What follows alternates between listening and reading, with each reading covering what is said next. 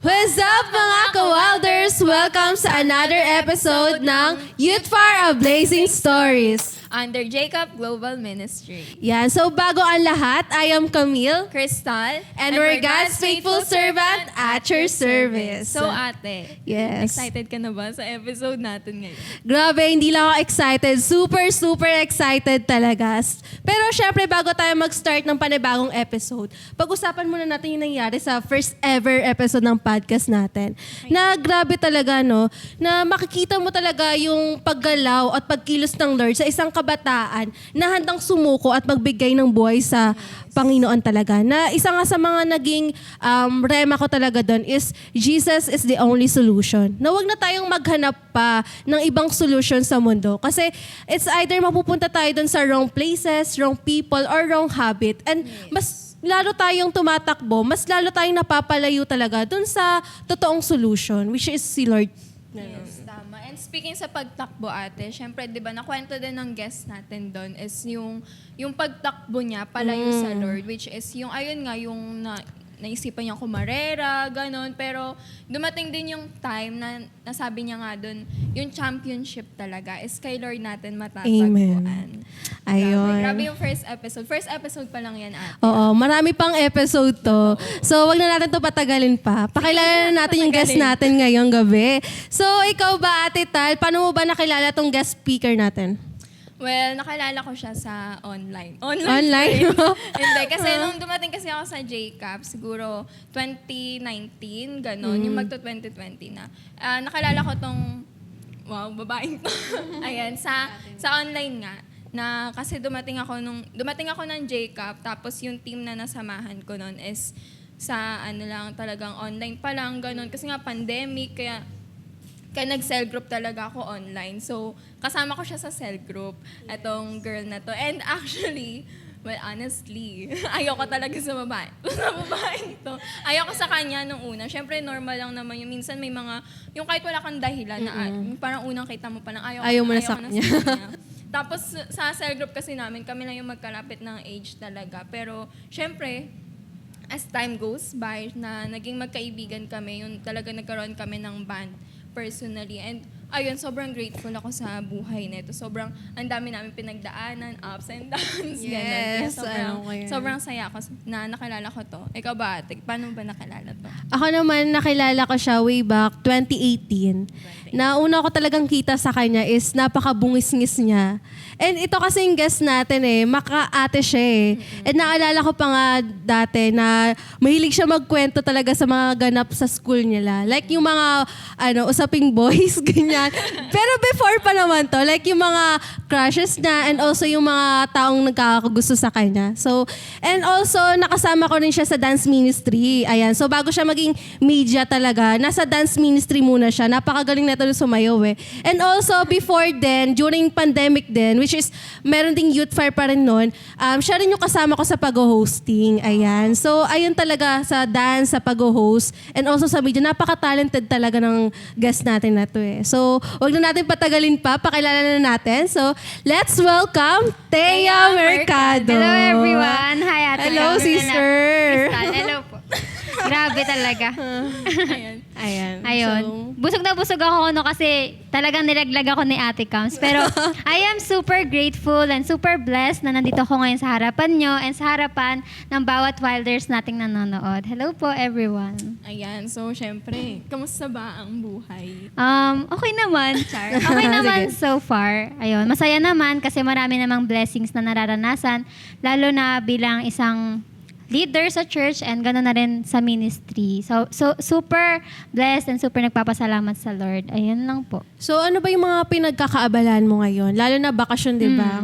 Yes. So yun nga, dahil nga bakasyon, nung mga nakaraang buwan, na-try kong maghanap ng work para lang sa experience. And super saya naman so far. And ngayon naman, ngayong wala na ulit akong work, minamaximize ko yung time ko para makapag-isip ng contents and para mas mapagamit talaga sa Lord sa ministry. Yung time na meron ako ngayon, ginagamit ko siya para hindi siya masayang, ganon. Ayun po. Saka pahinga rin, syempre. Ayan. So, speaking of as a Christian, no, as a Yes. servant, ano ba yung pwede mo bang i-share sa amin kung ano yung naging buhay mo, naging life mo or lifestyle mo before and after mo nakilala si Lord? Hindi eh. Hindi, joke lang. Syempre, pwede naman.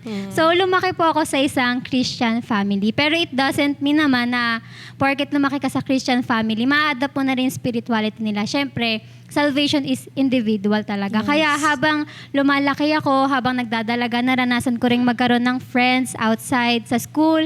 Naranasan ko na rin yung mga sumasabay talaga ako sa trend. Kasi yung curiosity mo sa puberty stage, doon mo makikita eh. Kaya parang naging cause din yun para mapalayo ako sa Lord. Pero thank God na nandito ako ngayon sa harapan nyo. Talagang resurrected and win talaga. Ayun. So, Wow, syempre, grabe. grabe, no, nakaka-amaze. So, syempre, Yeah. dahil nabanggit mo nga na may times na napalayo ka sa Lord, syempre, during na nandun ka, di ba, kasama mo yung mga friends mo. Syempre, yes. sabi mo nga marami kang circle of friends Yes, na time na yun. So, naranasan mo ba na talagang finifit in mo yung sarili mo? Gumagawa ka yung kahit ayaw mong gawin, nagagawa mo para lang makasama sila. Yeah, sobra. Lalo na kasi kapag sinabi nating circle of friends, nandun yung iba't ibang personality na minsan merong good, may mga hindi naman, may bad, may good and bad side talaga yung iba't ibang tao, di ba? Kaya kung ano yung personality nila, doon mo talaga matututunang mag-adapt. Kasi pag parang nasa isang circle of friends ka, tapos hindi mo ka vibes, parang ang off naman nito, ang KJ naman ng tao na to. Kaya kahit ayoko, sige, go na, para lang masabi na belong ako, para worthy ako para maging kaibigan nyo that time. So, yun. Ikaw ba, Ate Tal, naranasan mo na ba yun na gawin yung isang bagay na kahit hindi mo naman talaga gustong gawin, pero dahil nga sa sinabi sa'yo ng group of friends mo, ginawa mo? Ay, syempre naranasan ko yun, ate. Gaya nga ng sabi ni Teo, dahil ayaw mo mawala ng kaibigan, di ba? Kaya ganun din ako nung time na nung nag-first day of school, nung after pandemic, syempre kailangan ko alam mo yung make friends, ganun. Syempre kung ano yung ginagawa nila, parang dapat ganun din yung ginagawa ko para makita nila na kaya kong makisabay sa kanila. Ganun. Ayun. So, alam mo, lahat tayo, sometimes nagiging people pleaser tayo. Yeah, sobra. Na parang kasi akala natin yun yung magiging solusyon. Na parang, parang sa atin, parang responsibility natin na maging masaya yung mga tao nasa paligid natin. Which is nakakapagod siya. Kaya dapat talagang wag mong isipin kung ano yung sinasabi ng ibang tao sa'yo or wag mong isipin na kung gagawin ko ba to is matutuwa ba sa akin yung mga tao or kapag ginawa ko ba to, tatanggapin ba nila ako. So siguro yun yung isa sa mga nabago sa akin as a Christian talaga na hindi ako magdedepende doon sa mga sinasabi ng tao sa akin. Yes. Ayun. Diba? Parang ano Sa kasi, akin. parang nung time na yun, parang you are after sa mga sasabihin ng Yes. ibang tao. So, ikaw, Ate Tay, ano ba yung naging epekto sa'yo doon? Sobrang ano yun eh. Minsan nakakababa siya ng self-esteem. Lalo na, for example, ako talaga before, sobrang people pleaser ko na hindi lang talaga sa friends. Pwede rin siya sa, sa social media. Yes. Talagang napaka-show off ko lahat ng bagay na pwede kong i-share para lang makapag-fish ng compliments. Para lang, kasi pag ako kasi personally, love language ko is words of affirmation. And na-realize ko na, grabe, parang habang nabubuhay ako, gusto ko lagi nakakarinig ng maganda. Gusto ko laging, ang ganda mo, ang bait mo, napakatalino mo naman, parang ganon. Pero once na hindi ko na naririnig yung mga bagay na yun, parang ako bumababa yung self-esteem ko, nadi-disappoint ako. Kaya parang hindi naging maganda yung benefits niya sa akin. So, ayun din. Pero nung mga time naman, nung mga sa circle of friends naman, sobrang saya ko yung time na yun kasi syempre, wow, grabe, napaka-friendly, napakaraming friends. Kasi 'di ba minsan di mo masasabi kung masaya ka ba talaga or ano. Pero ngayon naman na-realize ko, marami talagang pagkakamali, maraming regrets. Pero ang mahalaga doon is natututo tayo. And we must also forgive ourselves kasi 'di ba, hindi naman natin ginusto na mapunta tayo sa punto na yon. Kaya matuto tayo magpatawad din ng sarili natin and mas magkaroon talaga ng character development. Yes, Ayun. tama yan. Alam mo kasi hindi lahat ng tao magugustuhan tayo. Yes, diba? sobra. Hindi lahat magugustuhan tayo, hindi lahat may enjoy yung company natin, na hindi lahat na parang interesting sa atin. So, tandaan mo, kung may mga taong may ayaw sa'yo, syempre may mga tao rin na gusto sa'yo. Kaya dapat siguro matutunan natin na mag-focus tayo dun sa mga taong gusto tayong makasama, yung mga taong nakikita talaga yung worth natin. Ayun. Yes, tama.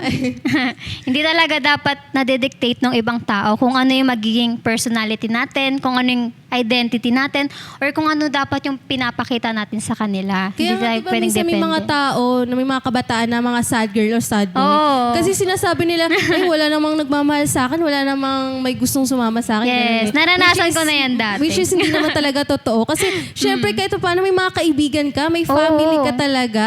Totoo. Ikaw kasi minsan naghahanap tayo ng ibang tao or hinahanap natin sa ibang tao yung yung worth natin eh. Totoo. O kaya sa ibang tao natin nakikita yung yung worth nga natin or yung Yes. joy natin sa iba. Totoo yan. Totoo ate. And speaking sa, sabi mo nga yung nagiging sad boy and sad girl tayo. Minsan parang na-adapt lang din natin yung sa social media or sa kung ano yung nakikita natin. And syempre, when it comes sa social media, parang parang sa generation natin ngayon, di ba? Parang doon natin nakikita na kung saan yung mas maraming tao, kung saan yung mas totoo yan. puso, kung ano yung mga patok sa, yung kung saan ka makakapag-catch up, yung gano'n. Yes. Parang nandun lahat ng kabataan. di ba? Ginagawang personality. Kung ano Ayun. yung nakikita nila sa social media. Totoo. Kaya Ganun ayun. talaga. So, Ate Tay, syempre, nung naging epekto sa'yo, ngayon naman, sa sinabi mo, sa tingin mo, ano bang tawag dito? Sa tingin mo, may, alam mo ba, selfish ba kapag ka nagmamatter is yung pakiramdam mo or yung alam mo yun, yung mga sagot mo kapag kunyari is tama naman. Di ba? Nagmamatter ba yung nararamdaman ng ibang tao? For me, hindi. Kasi I think naman, lagi natin naririnig na self-care is not selfish. Pinakamahalaga talaga at all cost is protektahan mo talaga yung peace mo. Kasi at the end of the day, sino bang makakasama mo, di ba? It's always between you and the Lord. I mean, ikaw yung mag-isang mag-achieve ng dreams mo, ikaw yung mag-isang mag-build up ng kung sino ka. Hindi talaga dapat nakadepende sa sasabihin ng iba. Though it's okay na maging considerate tayo sa ibang tao, pero dapat with moderation. Huwag nating hahayaan na yung mga sabihin nila is mag-penetrate talaga sa atin. Kasi alam nyo ba yung word, sobrang powerful niyan. It's either kapag negative, di ba? Sobrang sakit niyan. Kahit sa sobrang daming positive na narinig mo, once na may marinig kang negative, talaga maapektuhan ka niyan. Kaya dapat maging strong-minded din talaga tayo. Ayun po. So, idagdag ko rin na yung about sa worth, na kailangan alam mo talaga yung worth mo eh. Na wag mong i-base yung worth mo doon sa tao. Na hindi mo kailangan yung approval ng isang tao. Kasi kung saan ka masaya, gawin mo lang yun. Basta alam sa sarili mo na wala kang tinatapang tao, alam mo na pleasing yun sa Lord talaga. So, kapag masaya ka, go for it. Basta kailangan tandaan mo na wala kang tinatapakan or wala kang naagrabiyadong tao. And also, syempre, kailangan talagang isipin natin na ito bang ginagawa natin, will ba to ng Lord? Pleasing ba to sa Lord? Diba? Yes, sobrang importante nun. And syempre, yung dapat talaga sa life natin bilang isang Kristiyano, bilang isang leader, ganon, and bilang isang kabataan na rin, ang pinakaunang-una nating tatandaan is dapat hindi tayo maging people pleaser, kundi God pleaser. Yung bawat galaw talaga natin, isipin natin, mag-glorify ba si Lord? Mapiplease ba si Lord pag ginawa ko tong bagay na to? Ayun talaga yung pinakamahalaga. Saka syempre, dapat i-make sure natin na yung mga decisions natin beneficial siya, no? Hindi lang sa atin. Ganun na rin siguro sa mga tao na sa paligid natin. Kaya, maging wise talaga tayo when it comes to deciding. Ganon. Ayun lang naman. So, Yan, tama. Kailangan nating isipin, di ba? At ayun naman talaga yung dapat nating gawin. Lalo na syempre bilang Christian youth na talagang isipin natin kung nag-glorify ba si Lord sa mga ginagawa natin. Even sa mga decision, sa mga salitang lalabas sa bibig natin, di ba? Kaya nga sabi sa 1 Corinthians 10:31, di ba? Na, so whatever you do, whether you eat or drink, whatever you do it all for the glory of God. Amen. yes, Amy, may dadagdag lang din ako. Sabi nila sa Colossians 3:23, whatever you do it with all your heart, as you are working to the Lord, not for the human master. Na tayo as a Christian youth na nagsisilbi, yan, na we have different ministry, di ba? Na talagang dapat tandaan natin na yung ginagawa natin is si Lord lang talaga yung audience, na ginagawa natin to para hindi ipakita sa mga tao na talented tayo, na skillful tayo, kundi talagang ginagawa natin to para i-please talaga si Lord. Na Yes, ibigay, tama. kung sino yung nagbigay sa atin ng talent, yun din yung binibigay natin sa Kanya. Di ba? Yes, pabalik. Yes, Ayun, amen. sobrang nakaka-bless talaga. Kaya dapat hindi talaga tayo after sa sasabihin ng iba, kundi after tayo sa Sabihin ng- sabihin nila. ng Lord. Oo, yan. saka yung pinakamaganda kasi na word na maririnig mo, hindi yung ang galing-galing mo, ang ganda-ganda mo, napaka-talented mo, kundi yung kapag namita natin si Lord, yung well done, di ba? Yung Parang, sasabihin ni Lord sa'yo na, oo, well diba? done, my faithful and Servant. servant. Parang Diba? dapat Sobrang ayun yung lagi nating iisipin. Yes, kahit na parang medyo challenging talaga no maging Christian, pero alam mo True. 'yun, hindi siya madali pero worth it siya. Oh, Yes. Kaya na-realize ko sa pag-uusap natin na parang hindi talaga natin kailangan ng mga sasabihin yung opinions ng iba. Hindi naman, alam mo yun, kailangan nating matutunan na mag-filterize, di ba? I-filter kung ano ba yung mga sinasabi ng ibang tao. Kaya hindi natin kailangan ipilit yung sarili natin sa ibang Yes, tao. totoo. Yes, Ayun amen. Wow, grabe. Dami ko Grabe. natutunan, dami ko realizations. Kaya sana guys, marami kayong natutunan ngayon, no? Kaya Yes. Ate Tay, Mm. so Oo. ano bang ma-advise mo sa mga, lalo na sa mga youth ngayon na nag-struggle pa rin, Mm-mm. 'di ba sa ganun, kung nagpi-please, yung alam mo yung people pleasing pa rin sila. Yes. So, yun nga.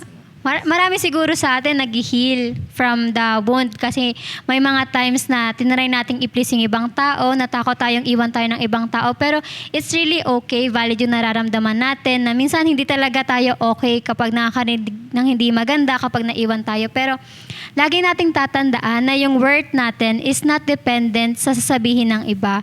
Hindi natin nahahayaan dapat na sila yung magdidictate kung ano yung dapat nating maramdaman, ano yung dapat nating marinig, anong dapat nating maging personality or identity. Tulad nga ng sabi ko kanina, lagi-lagi nating iisipin na si Lord yung pinaka-main audience natin and siya dapat talaga yung pinaka-mapiplease natin.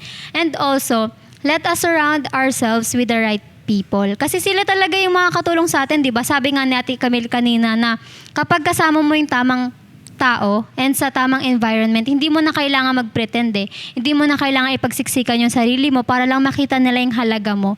Yun. Saka, lagi mo tatandaan, mahalaga ka. And mahal na mahal ka ng Lord. Ayun. Amen. Taray, mahalaga ka.